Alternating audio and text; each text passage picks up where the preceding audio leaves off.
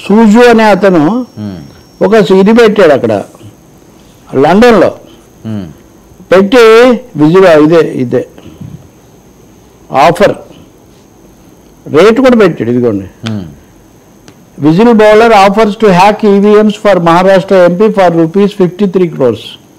Okay, ఇదో వారం కిందట వచ్చింది.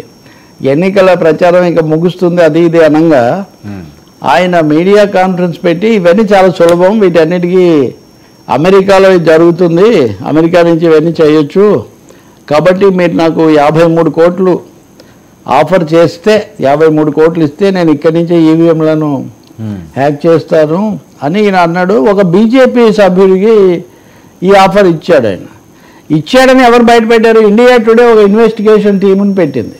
ఓకే, ఈ ఇన్వెస్టిగేషన్ టీము ఆయనతో ఈ ఇంటరాక్షన్ అంతా కూడా అయింది.